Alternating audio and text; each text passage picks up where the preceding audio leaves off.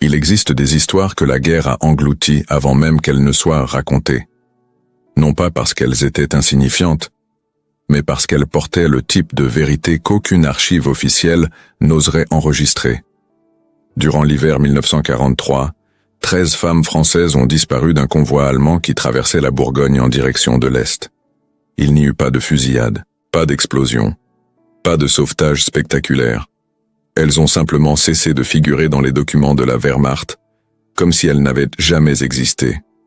Pendant des décennies, cette absence fut traitée comme une erreur bureaucratique, une défaillance administrative, une coïncidence statistique. Jusqu'à ce que l'une d'entre elles décide de parler. Isilde Marceau avait 17 ans lorsqu'elle fut arrachée de sa maison à Dijon, accusée de cacher des correspondances de la résistance.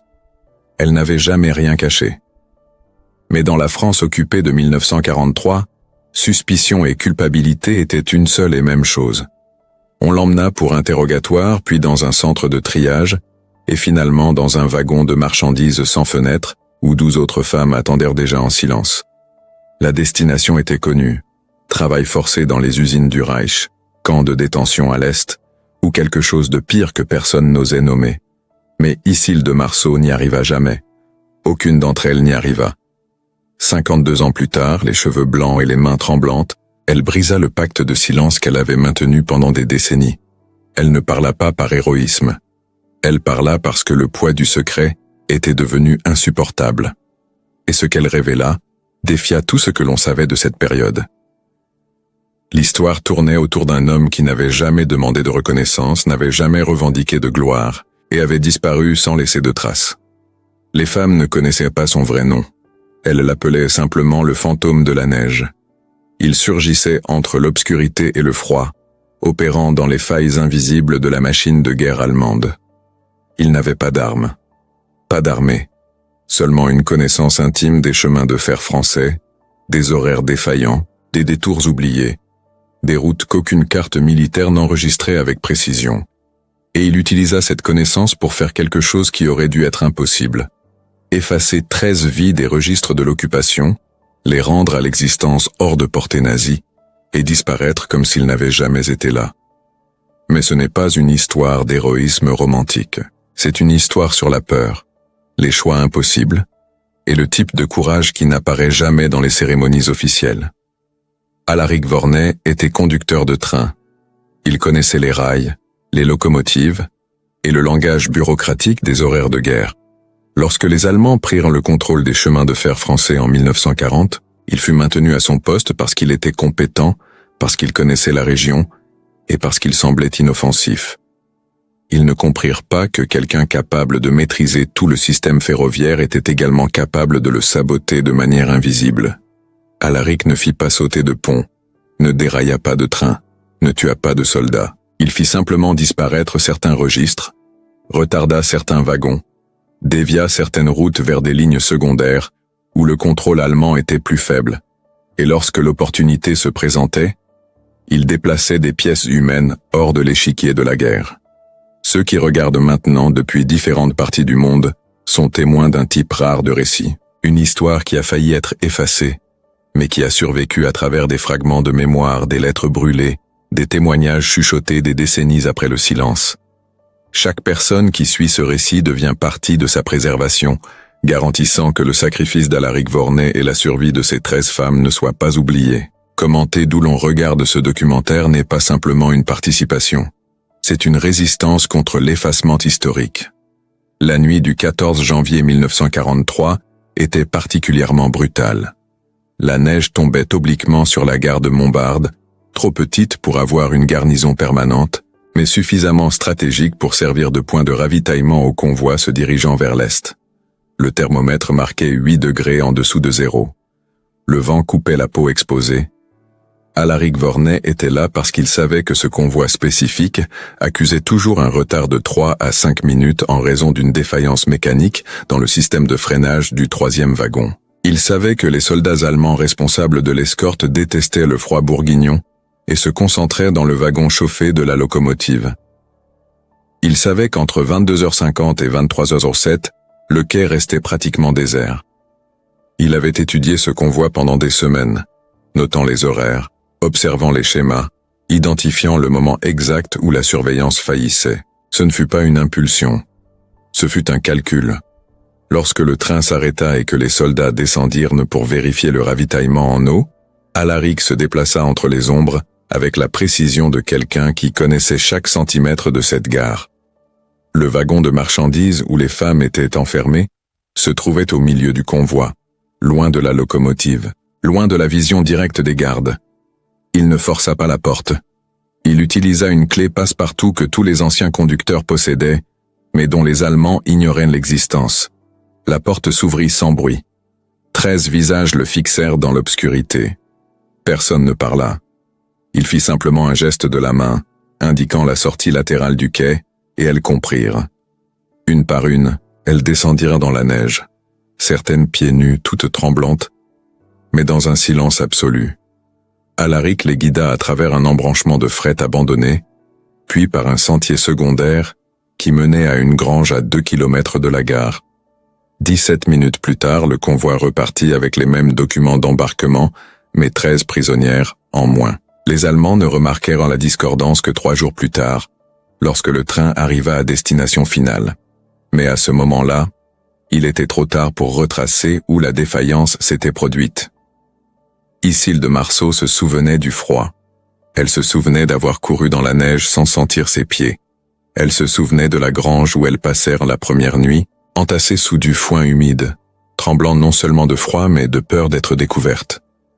Et elle se souvenait de l'homme qui revint le lendemain matin avec des vêtements civils, de faux documents, et des instructions précises sur comment chacune d'entre elles devait disparaître dans le paysage rural de la France occupée. Alaric ne les sauva pas une seule fois. Il les sauva de manière répétée au fil des semaines, organisant des routes d'évasion, contactant des fermiers disposés à cacher des juives, des résistantes, ou n'importe quelle femme marquée par le régime nazi. Il ne demanda jamais de gratitude, ne demanda jamais qu'elle se souvienne de son nom, il demanda simplement qu'elle survive. Mais cette histoire ne se termine pas par la survie, elle se termine par l'effacement. Parce que lorsque la guerre prit fin, Alaric Vornet ne revendiqua pas de reconnaissance, ne chercha pas de médaille, ne donna pas d'interview. Il disparut simplement. Certains disent qu'il fut tué en 1944, lors d'une opération de sabotage. D'autres croient qu'il assuma une nouvelle identité et vécut discrètement jusqu'à la vieillesse. Isilde Marceau croit qu'il n'a jamais voulu être commémoré parce qu'il savait que les héros de guerre portent des attentes impossibles. Et Alaric Vornet ne se voyait jamais comme un héros. Il se voyait simplement comme quelqu'un qui faisait ce qui était possible dans le petit espace d'action qu'il possédait. Mais l'impact de ce qu'il fit résonna pendant des décennies, à travers les vies qu'il sauva, les enfants que ces femmes eurent, les histoires qui purent finalement être racontées. L'occupation allemande de la France n'était pas seulement militaire. C'était une machine bureaucratique d'une précision terrifiante, conçue pour transformer des êtres humains en chiffres, des vies en ligne dans des registres administratifs. Chaque train, chaque convoi, chaque mouvement de prisonniers était documenté avec une rigueur obsessionnelle. Les Allemands ne laissaient rien au hasard, ou du moins, c'est ce qu'ils croyaient. Mais dans tout système parfait existe une faille. Et cette faille portait souvent un visage humain, discret, invisible, opérant dans les marges que personne ne surveillait. Alaric Vornet comprenait cela mieux que quiconque. Il savait que le contrôle total était une illusion, et que cette illusion pouvait être exploitée par ceux qui connaissaient les rouages du système de l'intérieur. En 1940, lorsque les forces allemandes prirent le contrôle des chemins de fer français, elles héritèrent d'un réseau ferroviaire complexe, construit sur des décennies de développement infrastructure, avec des lignes principales, des embranchements secondaires, des voies de service oubliées dans des registres poussiéreux. Les nouveaux administrateurs allemands connaissaient les grandes lignes, les trajets stratégiques, les routes militaires prioritaires. Mais ils ne connaissaient pas les détails, les petites gares rurales, les horaires ajustés localement, les clés universelles que les anciens conducteurs conservaient par habitude, les codes non officiels que les cheminots utilisaient entre eux depuis des années. Cette connaissance intime, transmise oralement, rarement écrite, constituait un espace de liberté invisible au sein de l'occupation. Et c'est dans cet espace qu'Alaric Vornet choisit d'opérer. Il ne rejoignit jamais formellement la résistance, pas par lâcheté mais par pragmatisme. Les réseaux organisés étaient infiltrés, surveillés, démantelés régulièrement par la Gestapo. Alaric comprit rapidement que l'action solitaire, invisible, non revendiquée, avait plus de chances de durer. Il continua à travailler pour les chemins de fer sous occupation, accomplissant ses tâches avec une efficacité qui le rendait indispensable aux yeux des Allemands. Mais parallèlement, il collectait des informations. Horaires de convois transportant des prisonniers, itinéraires de trains de marchandises contenant des biens confisqués, noms de soldats corrompus, moments de relâchement dans la surveillance. Il notait tout dans sa mémoire, car écrire aurait été trop dangereux. Et lentement, méthodiquement, il commença à saboter le système de manière si subtile que personne ne pouvait prouver qu'il y avait sabotage. Un retard de 3 minutes attribué à un problème mécanique. Un wagon détaché par erreur et oublié sur une voie de garage. Un document d'inventaire égaré dans le transfert entre bureaux. Des ajustements minuscules, isolés, apparemment anodins. Mais cumulés sur des mois, ces petites interventions créaient du chaos. Et dans ce chaos, des vies pouvaient être sauvées. Les 13 femmes du convoi de janvier 1943 n'étaient pas les premières. Alaric avait déjà fait disparaître des prisonniers auparavant, toujours par petits groupes, jamais assez pour déclencher une enquête approfondie. Il savait que la bureaucratie allemande, malgré sa rigueur, avait une tolérance pour les petites pertes. Tant que le système global fonctionnait, les anomalies mineures étaient classées comme erreurs humaines inévitables. Alaric exploitait cette tolérance avec une audace calculée. Mais cette stratégie comportait un coût psychologique immense. Vivre sous une double identité permanente, sourire aux officiers allemands le matin, saboter leurs opérations la nuit, ne jamais pouvoir partager ce fardeau avec quiconque, car la moindre confidence pouvait entraîner la torture et la mort. Alaric Vornet vécut pendant 4 ans dans une solitude absolue, portant le poids de vies sauvées et de vies qu'il n'avait pas pu sauver. Chaque convoi qu'il laissait partir sans intervenir le hantait, mais il savait que s'il agissait trop souvent, il serait découvert. Et s'il était découvert, tout s'arrêterait. Alors il choisissait, froidement, méthodiquement, sauvant ceux qu'il pouvait, sacrifiant ceux qu'il ne pouvait pas. Cette réalité brutale ne figure dans aucun monument commémoratif. Les femmes qu'il sauva cette nuit de janvier ne comprirent la portée de son sacrifice que bien plus tard. Sur le moment, elles voyaient simplement un homme qui ouvrait une porte, indiquait une direction et disparaissait dans la nuit. Elle ne savait pas qu'il avait passé des semaines à étudier ce convoi spécifique.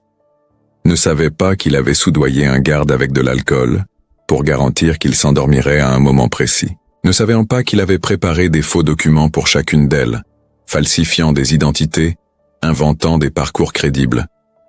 Ne savait pas que chaque minute passée à les aider rapprochait Alaric de la découverte et de l'exécution. Elle ne savait rien de tout cela. Elle savait seulement qu'elles avaient survécu. Et pendant 50 ans, elles gardèrent le silence, comme il le leur avait demandé. Ce silence n'était pas de la lâcheté, c'était de la protection. Parler aurait mis en danger d'autres personnes impliquées dans des réseaux clandestins similaires, aurait attiré l'attention sur des méthodes encore utilisées dans d'autres contextes, aurait transformé Alaric Vornet en symbole, alors qu'il n'avait jamais voulu être autre chose qu'un homme faisant ce qu'il devait faire. Mais le silence a aussi un prix. Il permet à l'histoire officielle de raconter seulement ce qui est visible, glorieux, facilement héroïque. Les Alaric Vornet du monde disparaissent des livres d'histoire précisément parce qu'ils ont réussi à rester invisibles. Et cette invisibilité, qui fut leur force pendant la guerre, devint leur effacement après.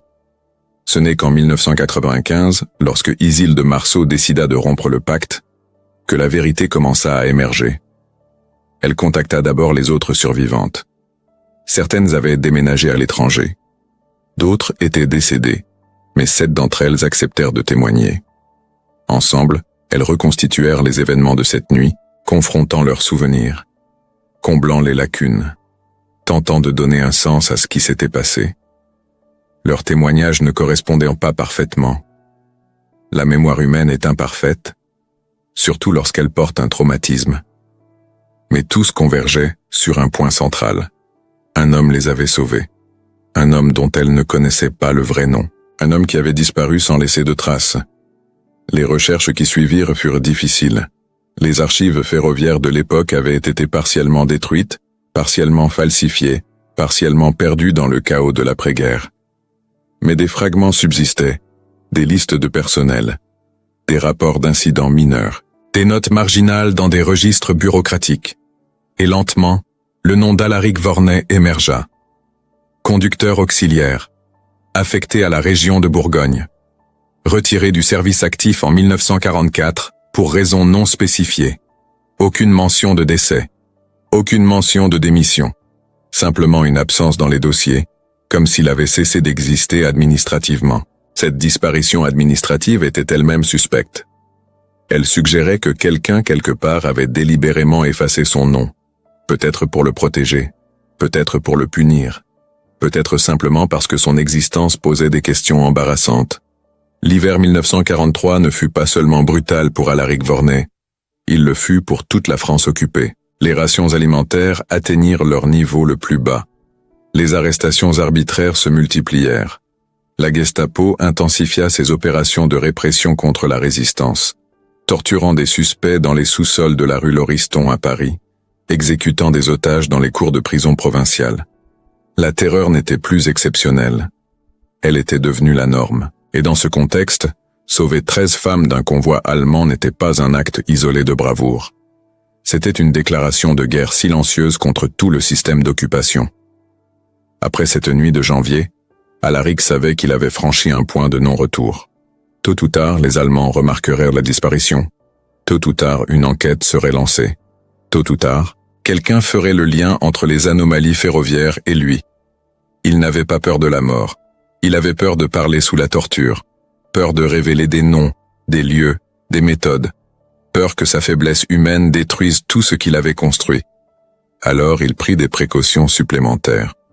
Cessa de dormir chez lui, changea régulièrement d'endroit, évita tout contact prolongé avec quiconque, se transforma en fantôme, non seulement pour les Allemands, mais aussi pour ceux qui auraient pu vouloir le remercier. Les 13 femmes, pendant ce temps, suivaient des parcours de survie chaotiques. Isilde Marceau fut cachée par une famille de fermiers près de Beaune, travaillant au champ sous une fausse identité, vivant dans la crainte constante d'une dénonciation. D'autres furent dispersés dans des villages isolés, des couvents discrets, des greniers oubliés. Certaines réussirent à rejoindre la zone libre avant qu'elle ne soit elle aussi occupée. D'autres restèrent cachées jusqu'à la libération. Mais toutes portèrent le même fardeau. Elles savaient qu'un homme avait risqué sa vie pour elles, et elles ne pouvaient rien faire pour lui en retour, sinon disparaître comme il le leur avait demandé. Ce qui rendait l'action d'Alaric encore plus remarquable était son absence totale de glorification personnelle. Il n'envoya pas de rapport à Londres, ne chercha pas à se faire connaître des réseaux de la résistance, ne documenta pas ses actions pour la postérité, agit uniquement parce qu'il considérait que c'était la chose juste à faire, dans les limites de ses capacités. Cette humilité radicale contrastait violemment avec la propagande héroïque que les deux camps de la guerre produisaient abondamment. Les Allemands glorifiaient leurs soldats comme des surhommes ariens, les Alliés glorifiaient leurs résistants comme des guerriers intrépides. Mais Alaric Vorney ne rentrait dans aucune de ces catégories. Il était simplement un homme ordinaire qui refusait d'accepter l'inacceptable. Parmi les femmes sauvées, plusieurs portèrent des histoires qui méritent d'être racontées séparément. Marguerite Dulac, institutrice de 32 ans, avait été arrêtée pour avoir refusé d'enseigner la propagande nazie dans sa classe. Elle survécut à la guerre et retourna enseigner, mais ne parla jamais de ce qui lui était arrivé, même à ses propres enfants. Claire Boisseau, couturière de 24 ans, avait été dénoncée par une voisine jalouse qui convoitait son appartement. Elle émigra au Canada après la guerre et ne remit jamais les pieds en France. Simone Guerrier, veuve de 40 ans, avait été arrêtée simplement parce qu'elle ressemblait à une femme recherchée par la Gestapo. Elle passa le reste de sa vie dans un silence presque total, incapable de parler de cette période sans trembler. Ces femmes n'étaient pas des héroïnes de guerre. Elles étaient des victimes qui eurent la chance d'échapper à leur destin grâce à l'intervention d'un homme qui ne demanda jamais de reconnaissance. Leurs vies après la guerre furent marquées par la culpabilité du survivant, le traumatisme non traité, les cauchemars récurrents, Beaucoup développèrent des troubles psychologiques que personne, à l'époque, ne savait diagnostiquer ou traiter. Elles vécurent avec leurs démons en silence, comme des millions d'autres rescapés de la guerre. Mais contrairement à beaucoup, elles portaient aussi un secret spécifique. Elles savaient qu'elles devaient leur survie à un homme dont elles ne connaissaient même pas le vrai nom. Le témoignage le plus troublant vint de Jeanne Aubert, qui avait 19 ans en 1943. Elle raconta, des décennies plus tard, qu'Alaric lui avait dit quelque chose cette nuit-là qui l'avait hanté toute sa vie. Alors qu'il la guidait hors du train, dans le froid glacial, il murmura simplement « Ne me remerciez jamais, vivez, c'est tout ce que je demande ». Jeanne ne comprit la profondeur de cette phrase que bien plus tard. Alaric ne voulait pas de gratitude parce que la gratitude impliquait une dette, et il ne voulait pas que ces femmes se sentent endettées envers lui. Il voulait qu'elles soient libres, libres de vivre, de reconstruire, d'oublier si nécessaire.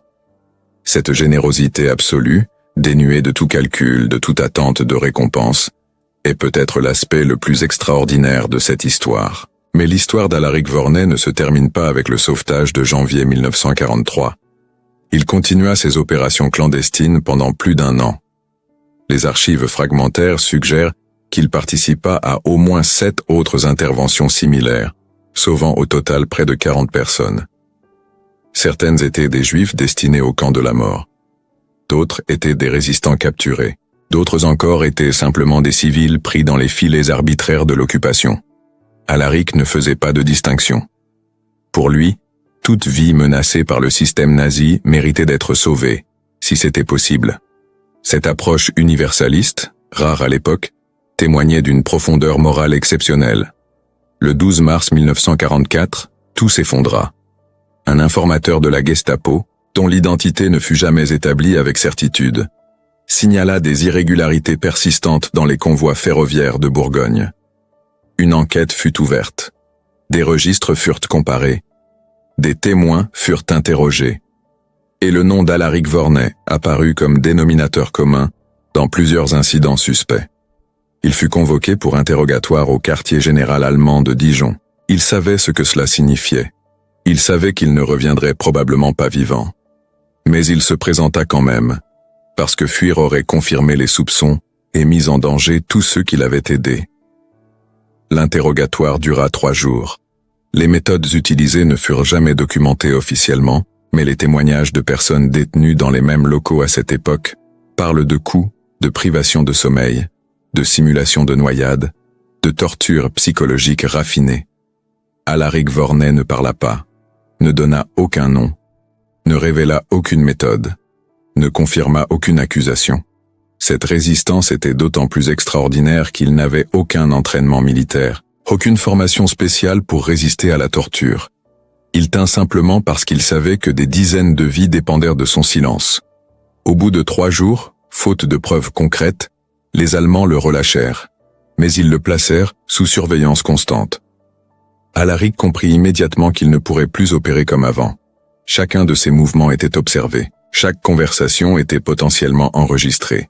Il était devenu une cible, et par extension, toute personne qui l'approchait devenait également suspecte. Alors il prit la décision la plus difficile de sa vie. Il décida de disparaître complètement. Pas seulement de la vue des Allemands, mais de la vie elle-même. Il effaça méthodiquement toute trace de son existence, détruisit ses documents personnels, coupa tout contact avec ses connaissances, abandonna son travail, son logement, son identité, et un matin d'avril 1944, Alaric Vorney cessa officiellement d'exister. Ce qui se passa ensuite reste enveloppé de mystère. Certaines sources suggèrent qu'il rejoignit un maquis dans le Morvan, combattant sous un nom d'emprunt jusqu'à la libération. D'autres affirment qu'il fut secrètement exécuté par la Gestapo, son corps jeté dans une fosse commune qui ne fut jamais identifiée. D'autres encore croient qu'il survécut à la guerre et vécut sous une fausse identité jusqu'à sa mort naturelle, des décennies plus tard. Aucune de ces théories n'a été confirmée. Les archives militaires françaises ne contiennent aucune mention de lui après mars 1944. Les registres d'état civil ne montrent aucun décès enregistré à son nom. Il est comme s'il s'était évaporé dans l'air glacial de cette guerre, laissant derrière lui seulement des vies sauvées et des questions sans réponse. Pour les 13 femmes qu'il sauva en janvier 1943, cette disparition fut déchirante. Elles voulaient le remercier, voulaient témoigner en sa faveur, voulaient s'assurer qu'il avait survécu, mais elles ne trouvèrent rien. Aucune trace, aucun indice, aucune confirmation de vie ou de mort. Cette incertitude les hanta pendant des décennies.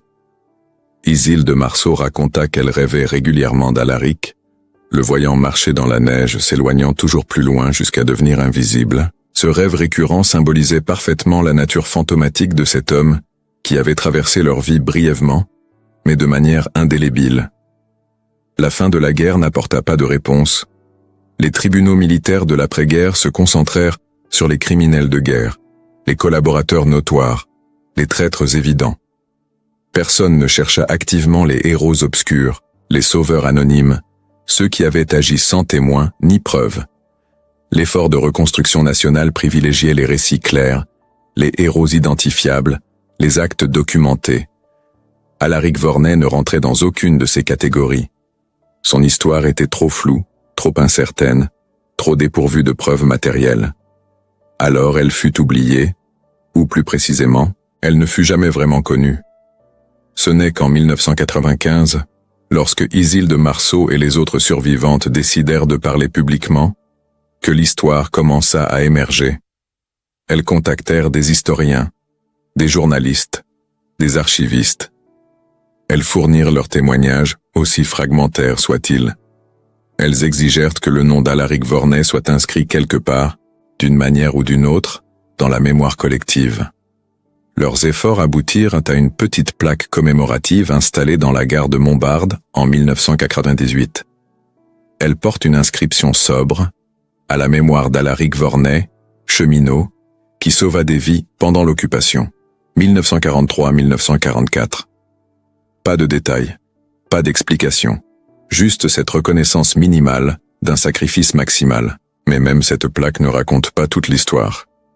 Elle ne dit rien de la solitude dans laquelle Alaric opéra, ne dit rien de la peur quotidienne qui l'accompagnait, ne dit rien des vies qu'il ne put pas sauver et qui le hantèrent probablement jusqu'à la fin, ne dit rien du poids psychologique de vivre une double vie pendant 4 ans, ne dit rien de la torture qu'il endura sans parler, ne dit rien de sa disparition volontaire, cet ultime sacrifice qui consista à renoncer à son identité pour protéger les autres.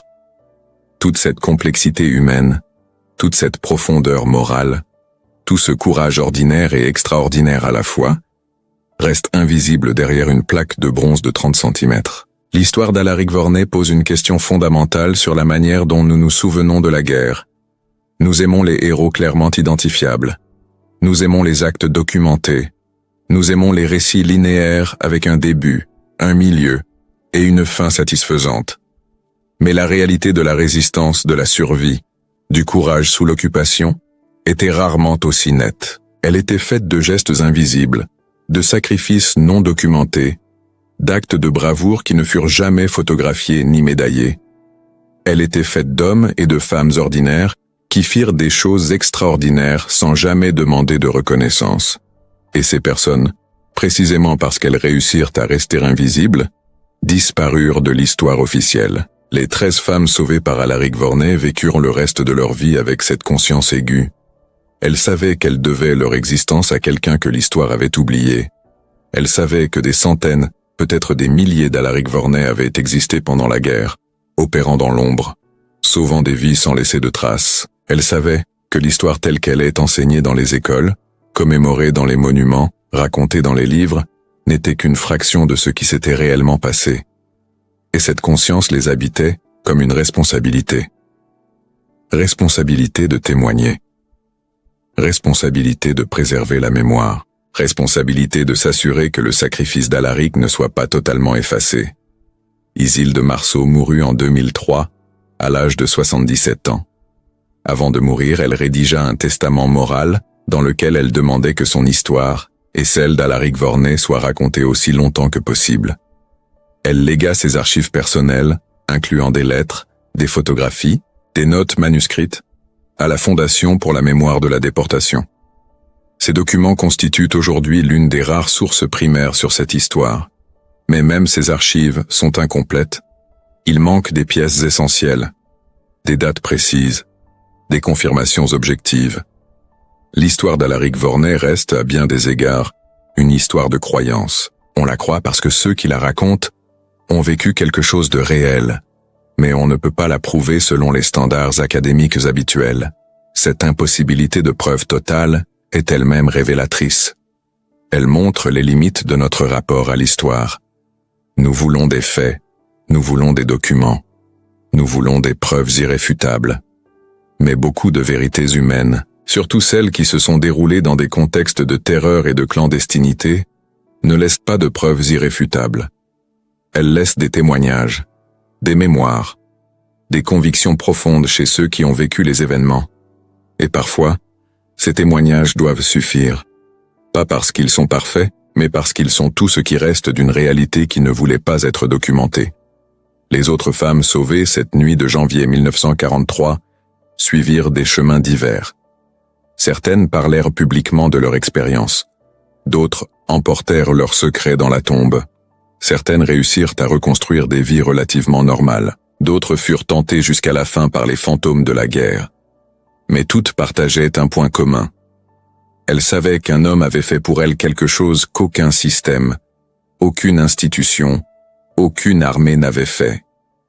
Il les avait vues comme des êtres humains individuels, chacune avec une vie qui méritait d'être préservée. Pas comme des statistiques, pas comme des numéros dans un registre, mais comme des personnes. Et cette reconnaissance fondamentale de leur humanité, dans un contexte qui niait systématiquement l'humanité de millions de gens, fut peut-être le cadeau le plus précieux qu'Alaric Vorney leur fit. Le mystère entourant la disparition d'Alaric continue d'alimenter des recherches sporadiques. Des historiens amateurs fouillent occasionnellement les archives locales. Des descendants de résistants cherchent des connexions possibles. Des passionnés de généalogie tentent de tracer sa famille. Mais jusqu'à présent, rien de concluant n'a émergé. Il reste le fantôme de la neige, insaisissable même pour ceux qui cherchent désespérément à lui rendre hommage. Et peut-être est-ce approprié, peut-être qu'un homme qui vécut délibérément dans l'ombre mérite de rester dans l'ombre, honoré non pas par des statues ou des cérémonies officielles, mais par les vies qu'il a sauvées, et les histoires qui continuent à être racontées, de génération en génération dans l'intimité des familles qui lui doivent leur existence. L'impact d'Alaric Vorney se mesure aussi dans les descendants des 13 femmes qu'il sauva. Ensemble, elles eurent 27 enfants. Ces enfants eurent eux-mêmes des enfants. Aujourd'hui, on estime qu'environ 80 personnes vivent, parce qu'Alaric Vorney prit la décision, une nuit glaciale de janvier 1943, d'ouvrir la porte d'un wagon et de guider 13 femmes terrifiées vers la liberté. 80 vies, 80 parcours individuels, 80 futurs qui n'auraient jamais existé sans ce geste. C'est peut-être la mesure la plus juste de ce qu'il accomplit, pas dans les livres d'histoire, pas dans les monuments, mais dans le simple fait biologique de l'existence continue. Pourtant, même cette mesure est insuffisante, parce que ce qu'Alaric Vorney a fait transcende les chiffres. Il a démontré que même dans les systèmes les plus oppressifs, même face aux machines de guerre les plus implacables, même dans les moments de terreur absolue, l'action individuelle reste possible. Pas toujours, pas facilement, pas sans risque terrible, mais possible. Et cette possibilité, ce refus de l'impuissance totale, est peut-être la leçon la plus importante que son histoire peut nous transmettre. Non pas que nous sommes tous capables d'être des héros, mais que nous sommes tous capables de faire quelque chose, aussi petit soit-il, face à l'injustice, et que ces petits actes, cumulés, peuvent parfois sauver des vies. La dernière des 13 femmes sauvées cette nuit-là, Hélène Roussel, mourut en 2018 à l'âge de 93 ans. Juste avant sa mort, elle donna une interview à un petit journal local. On lui demanda ce qu'elle voulait que les gens retiennent de cette histoire.